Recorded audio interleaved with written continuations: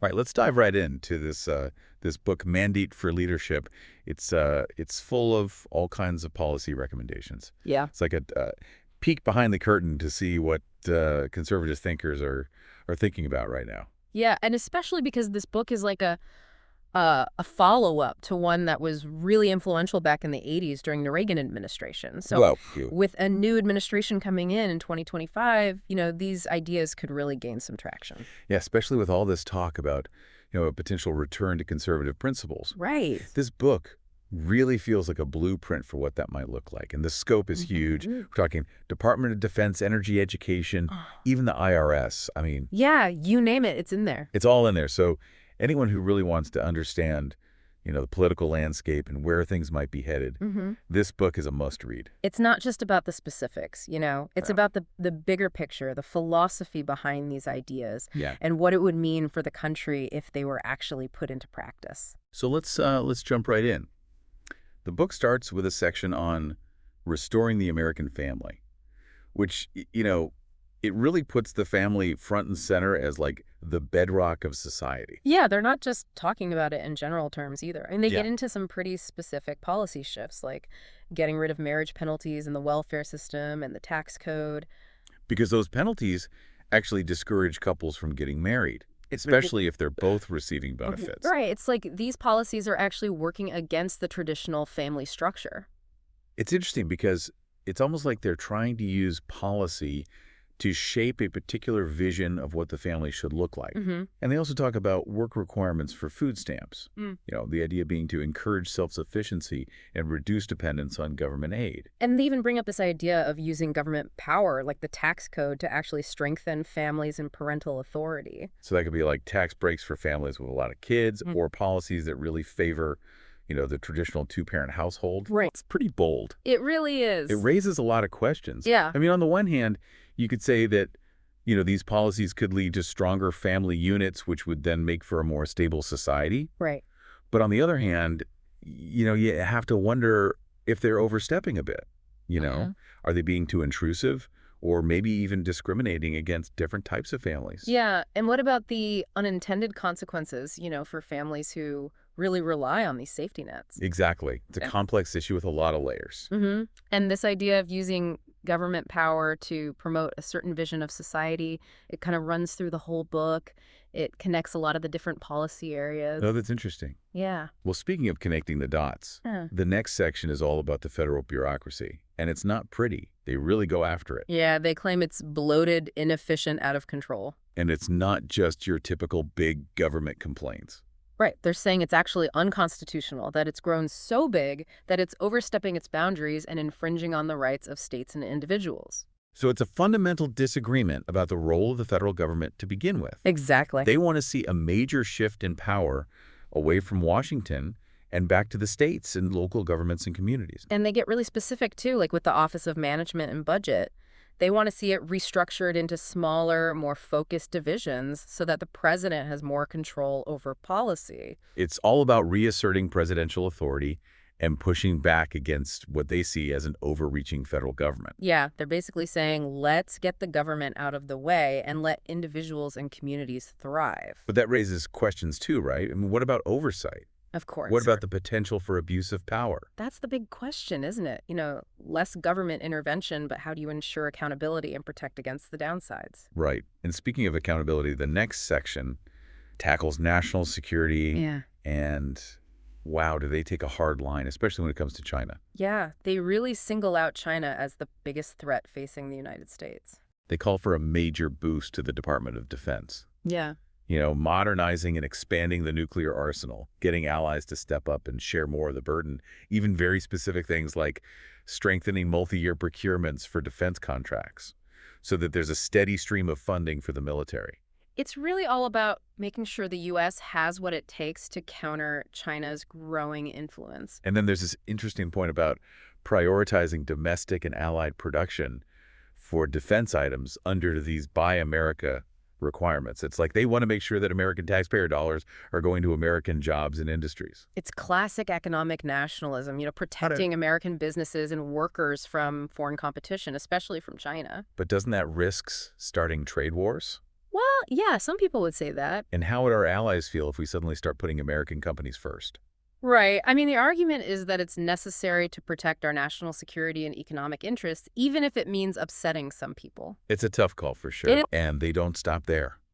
They even get into military recruitment, pushing for more access to schools for recruiters, and making the ISV, the military entrance exam, mandatory for all students. It's like they're trying to create a more direct path from high school to the military. Which, some people might see as putting undue pressure on kids. Right. It's a lot to consider. And we're just scratching the surface. Next up, we'll be digging into their vision for the Department of Homeland Security. Yeah, this is where things get even more interesting. Especially when it comes to immigration and border security. Buckle up. Stay tuned. All right, so let's move on to their recommendations for the Department of Homeland Security. Oh, yeah, this is where things get really interesting. Especially in today's political climate. Absolutely. They really don't hold back here. They're calling for a major overhaul of the whole department. Streamlining operations, Right. prioritizing core missions, and of course tackling immigration and border security head on. And they get really specific too. It's not just about, broad ideas. They're talking about things like soft closing ineffective offices within DHS. Soft closing. So like gradually phasing out programs that they consider wasteful. Exactly. They want to identify what's not working and get rid of it. Makes sense. Yeah. But what does that actually mean for people, on the ground? Yeah. What are some concrete examples? Okay, so for example, they talk about reforming USCIS, the agency that handles immigration applications and benefits. Right. They want USCIS to focus more on vetting applicants Okay. and detecting fraud. So basically making the system more secure. Right, and more efficient. Mhm. Streamlining the process for low-risk applicants while really scrutinizing anyone who might be a threat. That sounds good in theory, but wouldn't that also make it harder for people to immigrate legally? Well, that's the concern, right? I mean, critics would say that these changes could create more obstacles for vulnerable populations like people fleeing persecution or seeking asylum. It's about finding that balance between security and humanitarian concerns. Exactly. And they don't stop there. They also talk about mandating full utilization of ICE detention space and restricting the use of alternatives to detention and parole.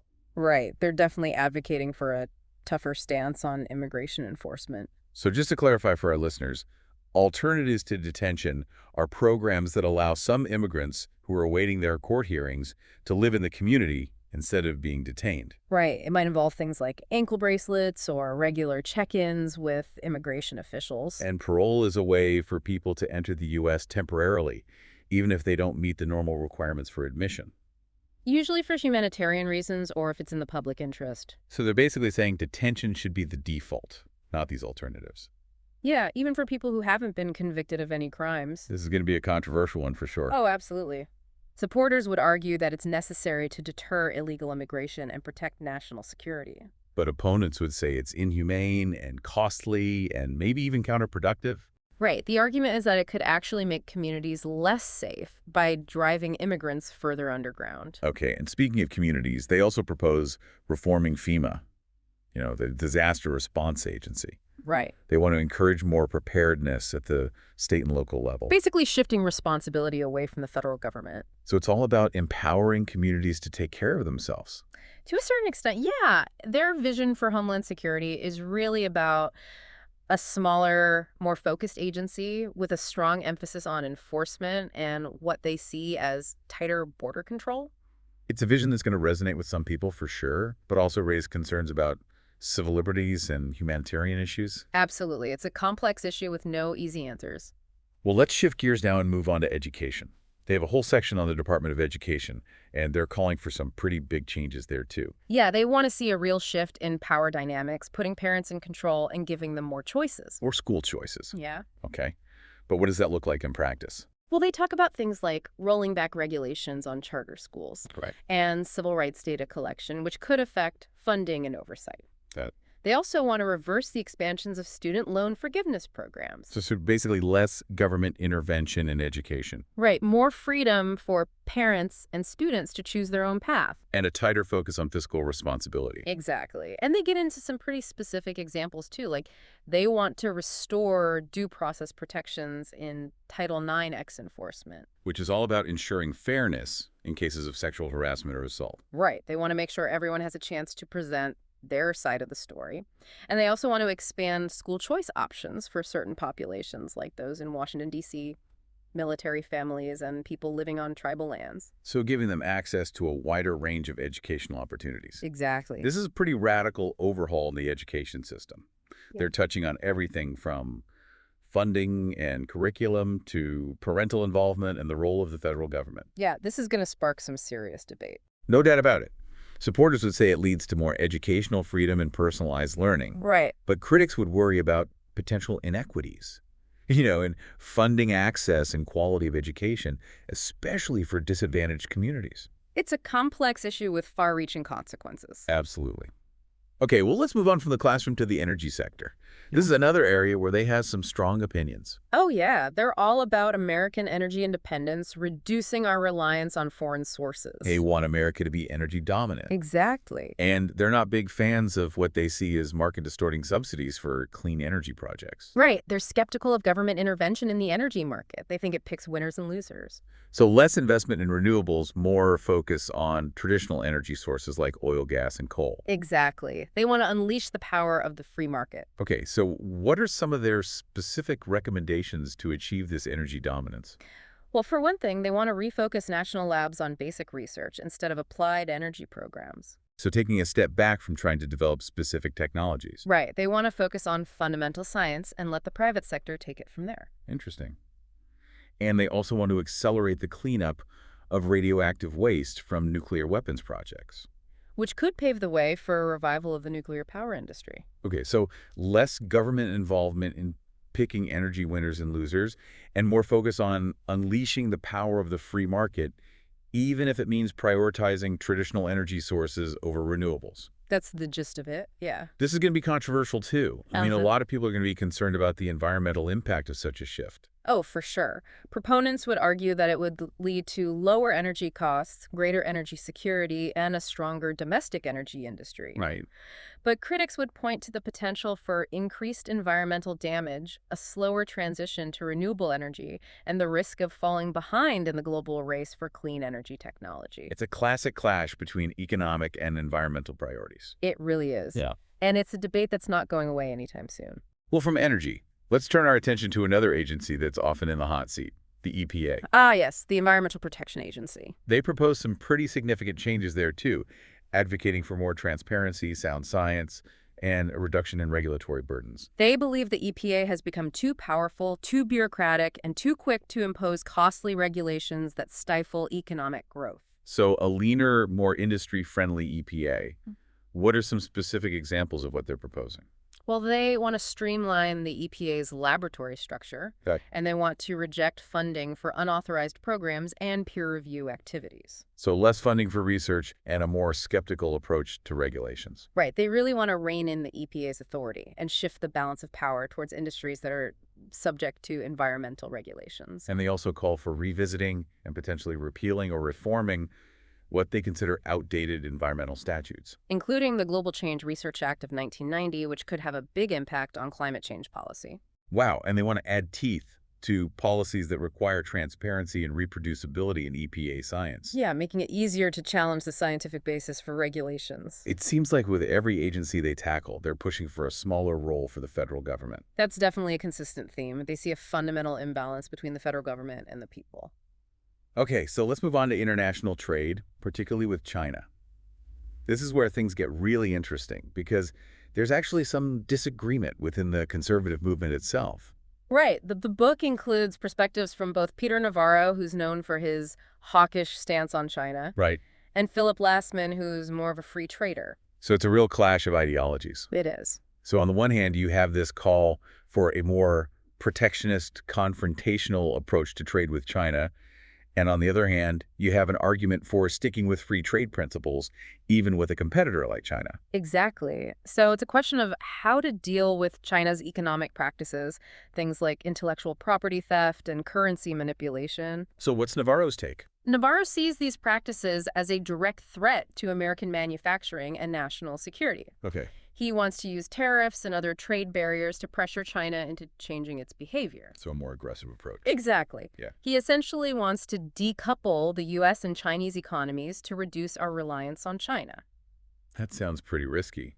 Doesn't that risk hurting American consumers who rely on affordable goods from China? That's the main criticism of Navarro's Right. approach. Yeah, critics argue that tariffs end up hurting American consumers and businesses by driving up prices and disrupting supply chains. And they worry about the impact on the global economy. Exactly. A trade war with China could really destabilize things. So what about Lastman? What's his perspective? Lassman believes that free trade is ultimately good for the U.S. economy, even if it means competing with China. Okay. He thinks tariffs are harmful, and he sees engagement and negotiation as a more effective way to address concerns about unfair trade practices. So a more diplomatic approach. Right. He thinks America should focus on strengthening its own competitiveness through innovation and investment rather than trying to isolate China or shield domestic industries from competition. It sounds like he's advocating for a more nuanced approach. He is. He recognizes the benefits of free trade, but he also acknowledges that we need to address specific concerns about China's behavior. It's a tough balancing act. It really is. And it's one of the biggest challenges facing the new administration. For sure. How they handle this issue is going to have huge implications for the U.S. economy and our relationship with China. Absolutely. Wow, we've covered a lot of ground today.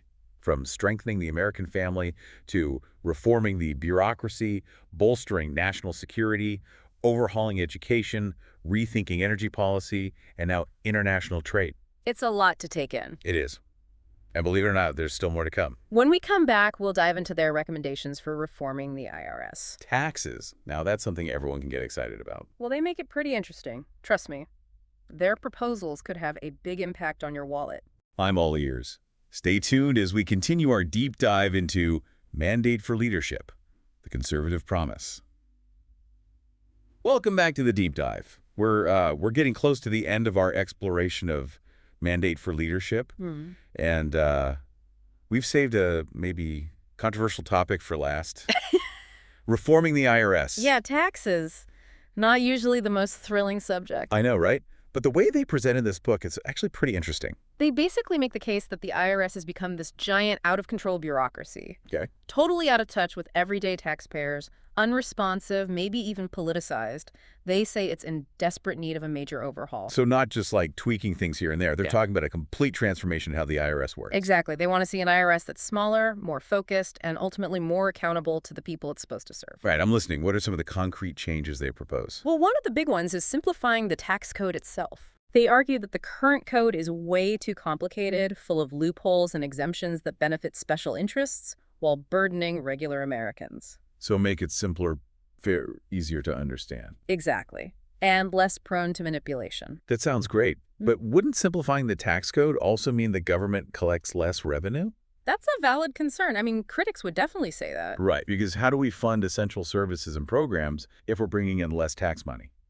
The authors of the book argue that a simpler tax code would actually stimulate economic growth, which would lead to higher incomes and ultimately more tax revenue even at lower rates. So it's a bet on the power of a simpler system to boost the economy. Exactly. But simplifying the code is just one part of it, right? What else do they want to change about the IRS?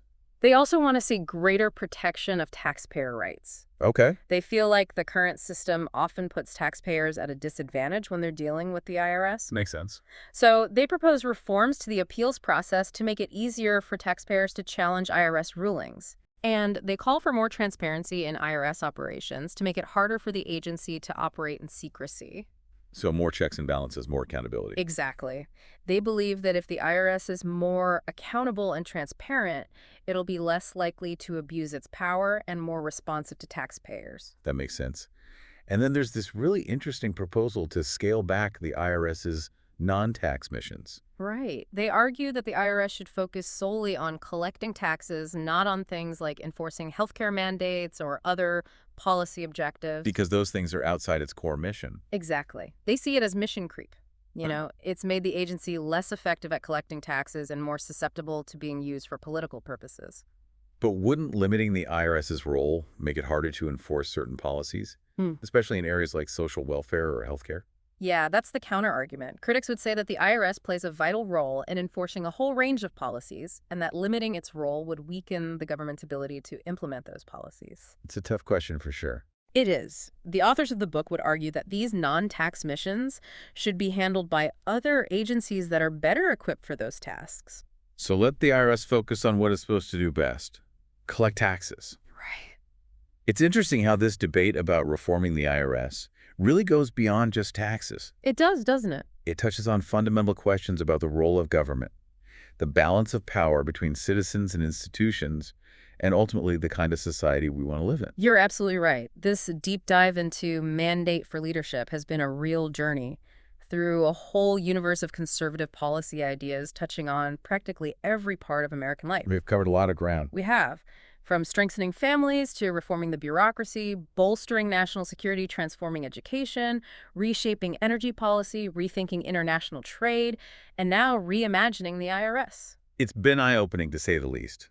We've encountered some bold ideas, some controversial proposals, and some really thought-provoking arguments, all aimed at creating a future for America that reflects a specific set of values and priorities. And as we wrap up this deep dive, we want to leave you with something to think about. We've explored the what of these policy proposals, but the bigger question is, so what? What would it actually mean for our country, our communities, and our own lives if these recommendations were put into action? Would it lead to the kind of flourishing society that the authors envision? One marked by strong families, limited government economic prosperity, and a strong national defense. Or would it create new problems, worsen existing inequalities, and weaken the safety net that many Americans rely on? There are no simple answers, and the consequences are significant. So we encourage you to keep exploring these issues, to engage in thoughtful discussions, and to come to your own informed conclusions about the path our nation should take. And for those of you who want to dig deeper into these topics and keep the conversation going, we invite you to visit www.kemeticminds.com. You'll find tons of resources, analysis, and opportunities to connect with a community of people who are passionate about shaping the future of our nation. Thanks for joining us on this deep dive. We hope it sparked your curiosity, challenged your assumptions, and empowered you to engage more deeply with the policy debates that are shaping our future.